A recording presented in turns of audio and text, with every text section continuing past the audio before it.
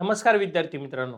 Lakshadweep academy तुमचं सर्वांचं सहर्ष स्वागत. मित्रांनो, मागील लेक्चरला आपण विज्ञानावरील 1 ते 50 पर्यंत वन लाइनर बघितले होते, बरोबर? आज आपल्याला 51 ते 100 पर्यंतचे वन लाइनर बघायचे, जे महत्त्वाचे, जे पेपरला येऊ शकता. हेच करा फक्त, बस एवढेच पाठ करा. तुमचा पेपरला मार्क जात नसतो, मी तुम्हाला 100% गॅरंटी देतो. पण तुम्ही तेवढं डेडिकेशनने केले पाहिजे, तेवढे महत्त्व तुम्ही दिलं पाहिजे. तर नाही तर तुम्ही फक्त एकदा वाचन करणार, जाणार, पेपरला चुकवून येशाल, त्याच्यात माझी काही चुकी नाही. बरोबर ना? मी तुम्हाला सांगतोय, की तुम्ही स्मार्ट स्टडी करा. हे तुम्हाला महत्त्वाचं आहे. तुम्ही लेक्चर पण करा. असं म्हणत नाही तुम्ही कंटेंटचे लेक्चर करू नका. ते पण करा. पण त्याच्यासोबतच हे पण करा. काही-काही विद्यार्थी वन लाइनर करताय. काही हरकत नाही. करा, बिनधास्त करा. तुम्हाला फायदा होणार म्हणजे होणार. तुम्हाला जे आपण जेवढं काही शिकवलेलं आहे, ते सगळं मागील 10 वर्षामध्ये येऊन गेलेले त्याच्यावर आधारितच आपण लेक्चर घेतो. असं नाही काही उगाच काहीतरी घेऊन यायचं, डीपमध्ये आणायचं आणि म्हणायचं याचं हे, त्याचं ते. पेपरला पण आलं पाहिजे ना. बरोबर ना? चला लेक्चरला सुरुवात करायची आपल्याला विज्ञानावरील वन लाइनर प्रश्न. पहिला प्रश्न काय बघा रे, वातावरणातील आर्द्रता मोजण्यासाठी कोणतं उपकरण आहे? जे वातावरण आहे ना, वातावरणामधले आर्द्रता मोजण्यासाठी कोणतं उपकरण वापरलं जातं? तर हायग्रोमीटर. कोणतं उपकरण बाळांनो? हायग्रोमीटर हे वापरलं जातं. वातावरणातील बघा इथं काय म्हणले आर्द्रता मोजण्यासाठी, ओके. आणि इथं काय म्हणलं हवेचा दाब मोजण्यासाठी. हवेचा दाब मोजण्यासाठी कोणतं उपकरण आहे? तर बॅरोमीटर आहे. दोन्ही पण महत्वाचे. जर आपल्याला म्हणलं आर्द्रता मोजण्यासाठी जर विचारलं तर हायग्रोमीटर, आणि हवेचा दाब जर म्हणलं तर बॅरोमीटर, ओके. त्यानंतर बेकिंग सोडा म्हणजे काय रे बाळांनो? बेकिंग सोडा तर सोडियम बायकार्बोनेट. सोडियम बायकार्बोनेट याला काय म्हणायचं? तर बेकिंग सोडा असं म्हणायचं. बेकिंग सोडा. आणि खाण्याचा सोडा म्हणजे काय रे? तर खाण्याच्या सोड्याला पण काय म्हणायचं? तर सोडियम बायकार्बोनेट. एक शॉर्टकट सांगतो. खाण्याच्या सोड्याला बाय बाय करायचं. म्हणजे तुम्ही लक्षात राहील तुम्हाला. खाण्याचा सोडा आहे ना, त्याला काय करायचं? बाय म्हणायचं. बाय म्हटलं की बायकार्बोनेट. बस सोपं लक्षात ठेवायचं. आणि धुण्याचा राहतो ना, सोडियम कार्बोनेट राहतो. मग दोन्हीमध्ये कन्फ्यूज नाही व्हायचं. खाण्याच्या सोड्याला बाय करायचं म्हणजे सोडियम बायकार्बोनेट, आणि जो काही धुण्याचा आहे त्याला फक्त सोडियम कार्बोनेट असं म्हणायचं. ओके. चला. सोडियम बायकार्बोनेटचं रेणुसूत्र काय? NaHCO3. NaHCO3 हे त्याचं रेणुसूत्र आहे. त्यानंतर हे बघा इथं आलं बघा, धुण्याचा सोडा. मी तुमच्या कन्सेप्ट क्लिअर करून देतोय. धुण्याचा सोडा म्हणजे काय? सोडियम कार्बोनेट आहे. धुण्याचा सोडा त्याला रासायनिक नाव काय? तर सोडियम कार्बोनेट आहे. धुण्याच्या सोड्याचे रासायनिक सूत्र काय? Na2CO3. काय सूत्र येतं? Na2CO3 हे त्याचं रासायनिक सूत्र आहे. त्याचप्रमाणे आम्लवर्ष कोणत्या वायूच्या हवेतील प्रदूषणामुळे होते? तर NO2 आणि SO3. कशामुळे होतं बघ बाळांनो? आम्लवर्ष कोणत्या वायूच्या प्रदूषणामुळे होते? तर NO2 आणि SO3 याच्यामुळे होते. ओके. त्यानंतर ड जीवनसत्वाच्या अभावी लहान मुलांना कोणता आजार होतो? तर ड जीवनसत्वाच्या अभावी लहान मुलांना मुडदूस हा आजार होतो. कोणता आजार होतो बाळांनो? तर मुडदूस हा आजार होतो. सर्वसामान्य निरोगी माणसाच्या शरीराचा रक्तदाब किती असतो? म्हणजे नॉर्मल, ज्याला कसलाही आजार नाहीये, जो फिट आहे, अशा निरोगी माणसाचा रक्तदाब किती असतो? तर 120 ते 80 असतो. किती असतो बाळांनो? 120 ते 80 असतो. ओके. चला लक्ष द्या. वातावरणातील आर्द्रता मोजण्यासाठी कोणतं उपकरण बाळांनो? हायग्रोमीटर. वातावरणातील हवेचा दाब मोजण्यासाठी बॅरोमीटर. त्यानंतर बेकिंग सोडा कशाला म्हणतात? Sodium bicarbonate. खाण्याचा सोडा त्याला सोडियम बायकार्बोनेट म्हणतात. सोडियम बायकार्बोनेटचं रेणुसूत्र काय? NaHCO3. त्यानंतर धुण्याचा सोडा म्हणजे काय असतं? Sodium carbonate. धुण्याच्या सोड्याचे रासायनिक सूत्र काय? Na2CO3. आम्लवर्ष कोणत्या वायूच्या हवेतील प्रदूषणामुळे होते? तर NO2 आणि SO3. ड जीवनसत्वाच्या अभावी लहान मुलांना कोणता आजार होतो? मूळदूस. आणि निरोगी माणसाचा रक्तदाब किती असतो? 120 ते 80 असतो. ओके. चला आता पुढे बघ बाळांनो, हिमोग्लोबिन तयार करण्यासाठी कशाची आवश्यकता असते? तर लोहाची. जे शरीरामध्ये हिमोग्लोबिन असतं ना, ते हिमोग्लोबिन तयार करण्यासाठी आपल्याला कशाची आवश्यकता राहते? तर शरीरामध्ये लोह हे याची कमतरता नकोय. लोहाच्या कमतरतेमुळे रोग पण होतो. त्याचं पण आहे, पुढे जाऊन आपण घेणार आहे. ओके. चला आता पुढचा प्रश्न बघ. स्कर्वी. स्कर्वी हा विकार कोणत्या जीवनसत्वाच्या अभावी होतो? तर स्कर्वी क जीवनसत्वाच्या अभावी होतो. स्कर्वी कशामुळे होतो बाळांनो? क जीवनसत्वाच्या अभावी होतो. डायबिटीस विकारात रक्तातील कोणत्या घटक नियंत्रणात राहत नाही? तर शर्करा. शर्करा. डायबिटीज, ज्या माणसाला डायबिटीज झाली तर ते बघा, शर्करा म्हणजे काय तर साखर. शर्करा म्हणजे काय? साखर. लक्षात ठेव. मग डायबिटीस विकारातील कोणता घटक नियंत्रणात राहणार नाही? तर त्याचा शर्करा हा जो घटक आहे हा नियंत्रणात राहत नाही त्याचा. त्याला साखरेवर कंट्रोल ठेवावं लागतं. त्यानंतर सी जीवनसत्वाचं रासायनिक नाव काय? सी. सी ज्याला आपण मराठीमध्ये काय म्हणतो बाळांनो? क जीवनसत्व.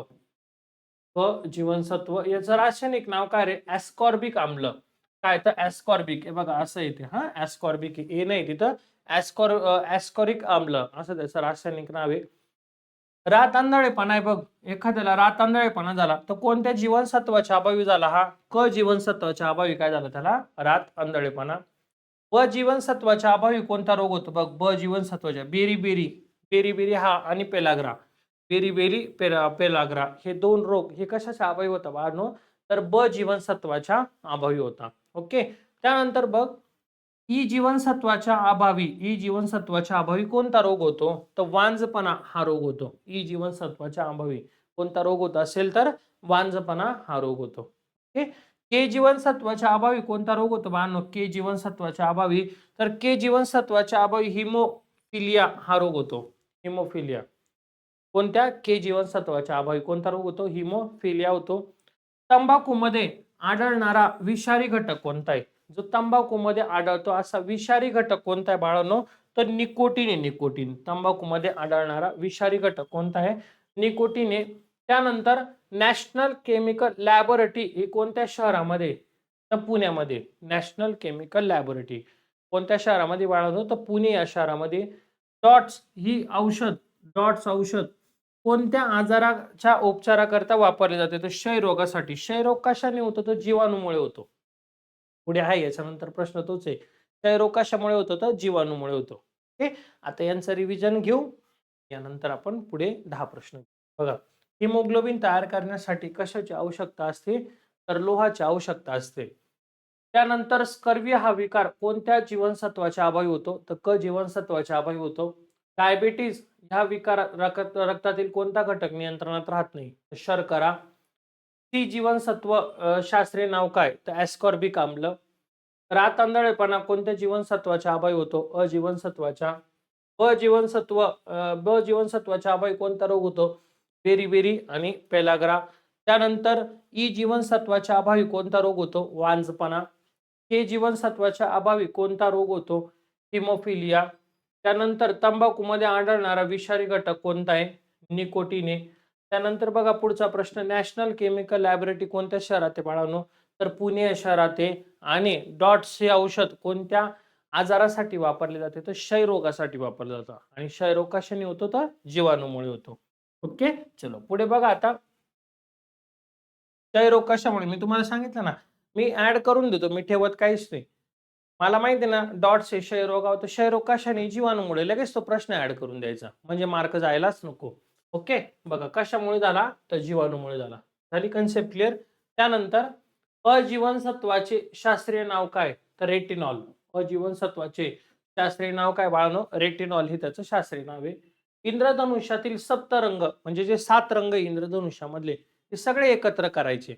आणि सगळे एकत्र केल्याच्या नंतर एक रंगाचा, कोणत्या रंगाचा प्रकाश मिळेल? तर सगळे जर रंग आपण एकत्र केले तर आपल्याला त्याच्यामधनं पांढऱ्या रंगाचा प्रकाश मिळणार आहे. इंद्रधनुष्य मधील सप्तरंग म्हणजे 7 रंग जर एकत्र जर केले तर त्याच्यापासून एक प्रकाश मिळतो आपल्याला. तो कोणत्या रंगाचा असतो? तर तो असतो बाळांनो पांढऱ्या रंगाचा असतो.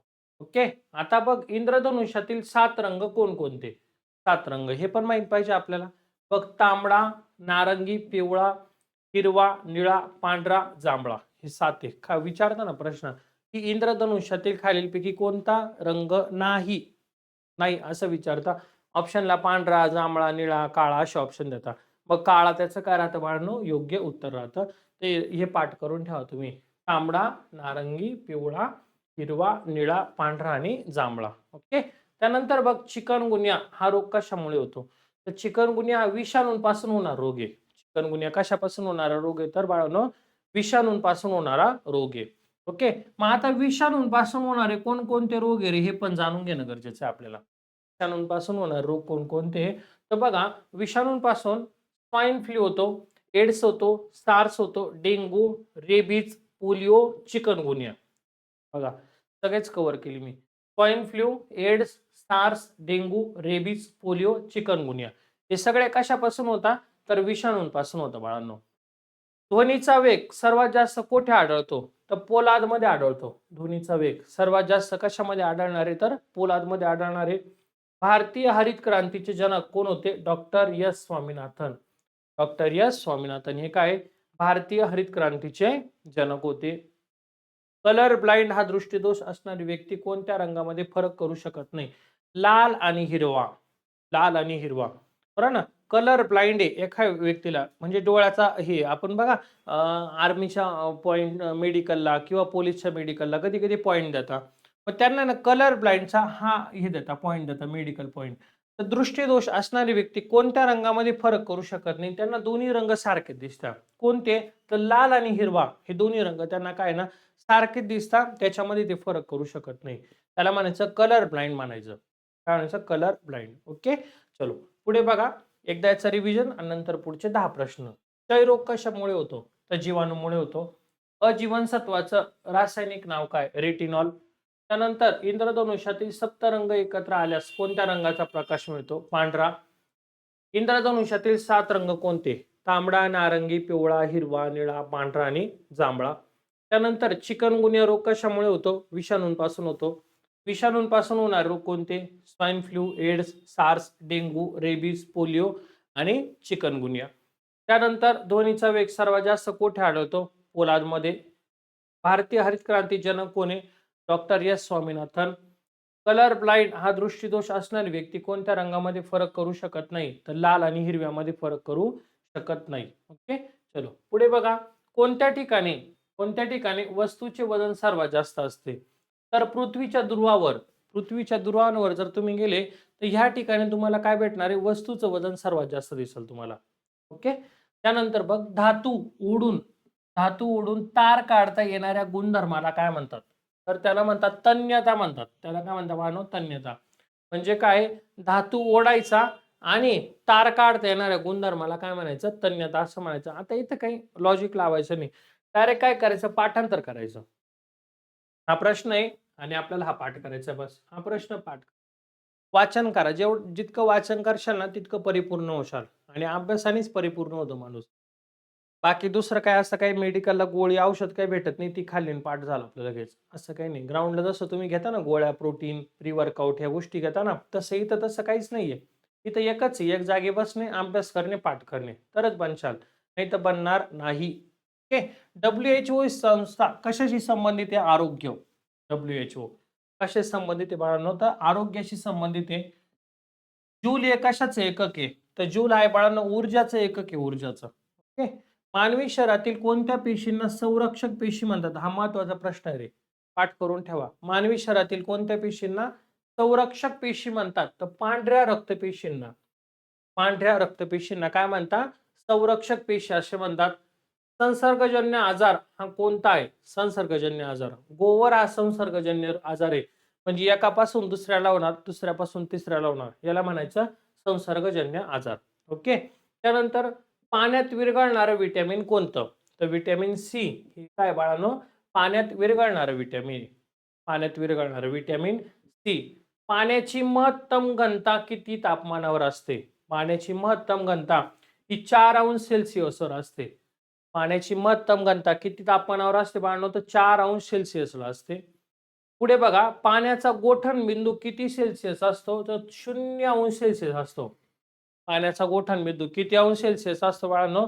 तर 0 अंश सेल्सिअसला असतो. कांदे, बटाटे यांना कोंब फुटणे यासाठी कोणत्या किरणांचा मारा केला जातो? तर गॅमा किरणांचा मारा केला जातो. कांदे आणि बटाटे यांना आहे ना असे बारीक कोंब फुटतात. बरोबर ना? मग ते बारीक कोंब फुटू नये म्हणून कोणत्या किरणांचा मारा केला जातो? तर ह्या गॅमा किरणांचा मारा केला जातो. गॅमा किरणांचा. आणि ह्या गॅमा किरणांचा शोध कोणी लावला? तर बघा पॉल विलार्ड यांनी लावला. पॉल विलार्ड यांनी शोध लावलेला आहे. कशाचा? तर या गॅमा किरणांचा. त्याच्याने त्यांना कोंब फुटत नाही. कशाला? कांदे आणि बटाटे यांना. ओके. चलो याचं रिव्हिजन घेऊ आपण आणि शेवटचे 10 प्रश्न घेऊ. बघा, कोणत्या ठिकाणी वस्तूचे वजन सर्वात जास्त राहते? तर पृथ्वीच्या ध्रुवांवर. त्यानंतर धातू ओढून तार काढता येणाऱ्या गुणधर्मात काय म्हणतात? तन्यता असं म्हणतात. WHO ही संस्था कशाशी संबंधित आहे? आरोग्याशी. जूल हे कशाचं एकक आहे? ऊर्जाचं एकक आहे. मानवी शरीरातील कोणत्या पेशींना संरक्षक पेशी म्हणतात? तर पांढऱ्या रक्तपेशींना म्हणतात. संसर्गजन्य आजार कोणता आहे? तर गोवर हा संसर्गजन्य आहे. पाण्यात विरघळणारं व्हिटॅमिन कोणतं? Vitamin C. पाण्याची महत्तम घनता किती तापमानावर असते? तर 4 अंश सेल्सिअसला. पाण्याचा गोठण बिंदू किती अंश सेल्सिअसला असतो बाळांनो? 0 अंश सेल्सिअसला असतो. त्यानंतर कांदे बटाटे यांना कोंब फुटू नये म्हणून कोणत्या किरणांचा मारा करतात? तर गॅमा किरणांचा. आणि गॅमा किरणांचा शोध कोणी लावला? तर पॉल विलार्ड यांनी शोध लावला. ओके, चलो पुढे बघा. शेवटचे 10 प्रश्न आजचे आपले, मग 100 प्रश्न पूर्ण होतील. पुढील लेक्चरला आपल्याला 101 ते 150 पर्यंत बघायचे. पाण्याचं रेणुसूत्र, जे आपलं पाणी त्याचं रेणुसूत्र काय? H2O. Hydrogen oxygen. पाण्याचं रेणुसूत्र काय बाळांनो? H2O. ओके. सर्वयोग्य दाता म्हणून कोणता रक्तगट ओळखला जातो? सर्वयोग्य दाता म्हणून बघा O रक्तगट ओळखला जातो. सर्वयोग्य दाता म्हणून कोणता रक्तगट आहे? तर O रक्तगट ओळखला जातो. लिंबाच्या रसामध्ये कोणतं ऍसिड असतं? जो लिंबाचा रस असतो त्याच्यामध्ये कोणतं ऍसिड असतं? तर सायट्रिक ऍसिड असतं. कोणतं असतं बाळांनो? सायट्रिक ऍसिड असतं. चिंचामध्ये कोणतं ऍसिड असतं? जी चिंच असते त्या चिंचामध्ये, तर चिंचामध्ये असतं बाळांनो टार्टारिक आम्ल. टार्टारिक ऍसिड किंवा टार्टारिक आम्ल असतं. दह्यामध्ये कोणतं ऍसिड असतं? दह्यामध्ये, तर दह्यामध्ये असतं बाळांनो लॅक्टिक ऍसिड असतं. लॅक्टिक ऍसिड दह्यामध्ये. जे दही असतं ना, हे पाठ करून ठेवा, महत्वाचं आहे. विचारता याच्यावर एक प्रश्न आपल्याला. त्यानंतर जे लोणी असतं, लोण्यामध्ये कोणतं ऍसिड असतं? ब्युटेरिक ऍसिड. ब्युटेरिक ऍसिड हे असतं त्याच्यात. बघा इथं लिंबाच्या रसामध्ये कोणते? सायट्रिक. चिंचामध्ये कोणते? टार्टारिक. दह्यामध्ये कोणते? लॅक्टिक. दोन्हीमध्ये कोणतं येतं? ब्युटेरिक हे ऍसिड असतं. ओके. मानवी त्वचेमध्ये सूर्यप्रकाशातून कोणते जीवनसत्व मिळते? मानवी त्वचेमध्ये ड जीवनसत्व. सूर्यप्रकाश शब्द वाचला की काहीच नाही करायचं, डायरेक्ट उत्तर काय सांगायचं? ड जीवनसत्व किंवा डी विटॅमिन आपण त्याला म्हणतो, जे सूर्यप्रकाशातून आपल्याला मिळत असतं. त्यानंतर जीवनसत्वांचा शोध कोणी लावला? सी फुंक यांनी काय केला? जीवनसत्वांचा शोध लावला. आणि चार्ल्स डार्विन कोणत्या ग्रंथात उत्क्रांतीचा सिद्धांत मांडलाय? चार्ल्स डार्विनने कोणत्या ग्रंथामध्ये उत्क्रांतीचा सिद्धांत मांडला? तर origin of the speech. Origin of the speech याचा सिद्धांत कोणी मांडलाय? तर चार्ल्स डार्विनने मांडलाय. ओके. आणि अनॉर्थॉलॉजी हे शास्त्र कशाशी संबंधित आहे बाळांनो? तर पक्षी जीवनाशी. अनॉर्थॉलॉजी कशाशी? इथं पक्षी जीवनाशी संबंधित आहे. ओके. चला बघा, पाण्याचं रेणुसूत्र काय? H2O. त्यानंतर सर्वयोग्य दाता म्हणून कोणता रक्तगट ओळखला जातो? O रक्तगट. लिंबाच्या रसामध्ये कोणतं ऍसिड असतं? सायट्रिक ऍसिड असतं. चिंचामध्ये कोणतं आम्ल असतं? टार्टारिक आम्ल असतं. दह्यामध्ये लॅक्टिक ऍसिड. लोणीमध्ये ब्युटेरिक ऍसिड. मानवी त्वचेमध्ये सूर्यप्रकाशापासून कोणतं जीवनसत्व? डी जीवनसत्व. जीवनसत्वाचा शोध कोणी लावला? सी फुंक याने लावला. चार्ल्स डार्विनने कोणत्या ग्रंथात उत्क्रांतीचा सिद्धांत मांडलाय? तर ओरिजिन ऑफ द स्पीच. त्यानंतर अनॉर्थॉलॉजी हे शास्त्र कशाशी संबंधित आहे? तर बाळांनो पक्षी जीवनाशी संबंधित आहे. सगळे महत्वाचे पेपरला विचारले गेलेले. अशा पद्धतीने जर अभ्यास केला 100% स्कोर वाढतो. सायन्स अवघड नाही, फक्त वाचन जास्त ठेवावं लागतं आपल्याला. ओके. चला आज आपले 51 ते 100 प्रश्न पूर्ण झाले. पुढील लेक्चरला आपण बघणार आहे 101 ते 150 पर्यंत. चलो तोपर्यंत आपण थांबूया. धन्यवाद.